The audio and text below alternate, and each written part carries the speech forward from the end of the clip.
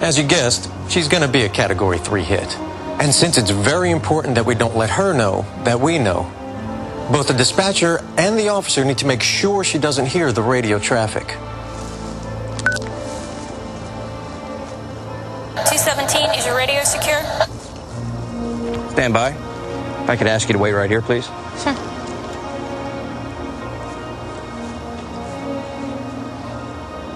What our young lady won't be able to hear is the dispatcher telling the officer that she may be associated with terrorism and that he should get information to make a positive match. Dispatch is also giving him the number to call for the terrorist screening center. Where'd you say you were taking those photo classes? At Stafford Community College. Did you get anybody's permission to shoot here? I didn't think I'd need anyone's permission just to take a couple of photographs. Please wait right here and don't take any more photographs. All right, hit pause for a minute. Now the We notice how he keeps his eye on her and backs away like she's a 800-foot cobra dripping acid out of its fangs. So all of this goes on, and that's why anywhere you are in the country, cops come over while you're taking pictures of your kid and say, don't take photos. It's about henpecking us, letting us know we're slaves, while they put cameras on us, surveil everything we're doing, micromanage our lives. Again, this is about turning the military-industrial complex loose on us, teaching the police and military we are the enemy. Because their business is war. Their business is control. No more free market, no more car manufacturing, no more semiconductor manufacturing. The tuition that's being paid for, the grants people are getting, the scholarships, it's all about spying and data mining. And when you rent a car, buy food, everything's being looked at, everything's being tracked. It's disgusting. It's a giant panopticon prison grid. Back to the federal brainwashing video. Because, of course, it turns out she's a terrorist. Call TSC on his cell phone and talk to one of the screeners there who will determine if this woman is really the one we're interested in or just someone else with the same name. Hit pause there. See, the feds know that a lot of people are listening with scanners, though with federal grants they're going to radio systems that scanners can't pick up, that are scrambled, descramblers. So notice they tell the slave, the minion, who's slitting his own family's throat going with the foreign bankers, they tell the cops, be sure to use a cell phone when you call it into the feds. Don't use any of the other lines. Don't use the radio. Don't relay it through the dispatcher. Use your cell. Don't talk to your locals. Get a relationship with the feds going. You don't talk to dispatch anymore. You work for the feds. If you're a good officer, we'll teach you how to ship heroin and cocaine in. Let's continue with the video. In the case of this young lady, she really is the person on the watch list.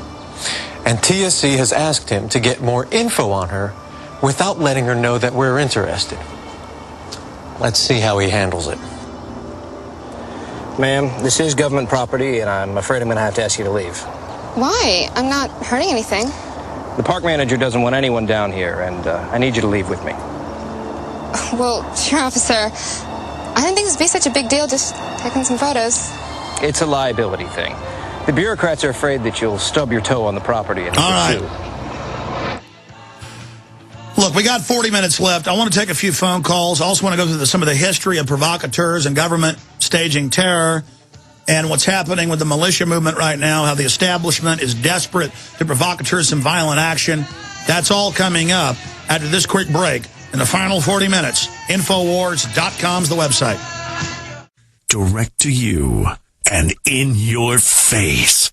You're listening to the Alex Jones Broadcasting Network. We are live. Thank you so much for joining us. I want to take a few calls right now, and then I'm going to get back into the history of government provocateuring. How the government doesn't just provocateur, they create and they command the white supremacist, the black supremacist, the Mecha, the La Raza, which means for our race, everything, those outside the race, nothing. The race. To get everybody fighting with each other while the big offshore banks basically rule over us and play us off against each other. But we had a police officer send us some info. He gives us his name, but I don't want to give it on air. I may get him to pop in a minute. I'm a lieutenant in a large sheriff's office in Florida. I had to show that video to all my roll calls approximately 2 months ago. Good job for bringing it out. Mark. And we'll see if we can get Mark on a line without using his full name just to pop in. We do have some other police officers calling in and former police officers. But let's talk to Steve in New York. quickly, saying an officer gave him Endgame, my film about the world population reduction plan, from their own words. So again, the police, we're getting reports confirmed of them handing out my films everywhere. So we don't want to be enemies with the police. They're starting to wake up to what's happening. And the Hitlers that run this country are in a lot of trouble. Kirk in London, we'll get to you after we talk to Stephen Hollis. Okay, Steve in New York, you're on the air. Go ahead. Yes, hello, sir. I met an ESU officer in New York. It's an emergency services unit. He's the epitome of a jackbooted thug, as we would say. And I met him, and I was going to give him a copy of the bomb deception. He's a friend of my father-in-law. And I'm talking to him, and he had copies of Endgame and all your movies in his pocket. And all his team, this is the most elite unit in New York City Police. And he's high up there, and they all are on board, which I was, like, very ecstatic about. So you're saying one of the most elite teams in New York City. And folks... ESU, Emergency Services Unit. You can look it up. ESU. Well, when I would... Just to back this up, when I would go to 9/11 events 5-6 years ago, we'd have cops trying to trip us, firemen yelling at us, maybe half of them. The other half saying, good job, good job. Now, when I go to 9/11 events in the last 2 years, the cops are buying us food. They're slapping us on the back. Commanders are going, like you, Alex Jones. We've even got a few clips of this, and then they'll go, I don't want to be on camera. I mean, with the cops basically almost carrying us on their shoulders in New York because we show them all the footage of the police saying, get back, the government's going to blow up Building 7. And then that's their own officers. We interview the cops that say they blew up the towers. So the other cops found out about this, and then instantly they're all waking up. So you're saying he was totally on board with the New World Order, and now he has all the films. These are the guys in the black uniforms. That's what I'm saying. These are the guys in the black uniforms. The Hercules teams. Yes. And so what were they saying? What were they saying? They were saying, well, I'm talking to one individual.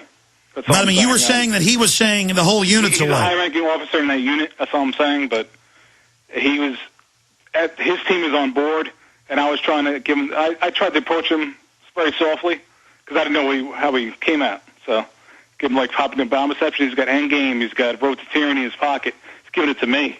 And he said, hey, buddy, I don't need that video. I got Alex Jones videos right here. Give me Endgame like I already saw Endgame. You know, I try to soften him up a little bit, you know, when I meet somebody. It's unbelievable. We're making history thanks to people like you out there. Anything else, Steve? That's about it, Alex. Good to hear from you.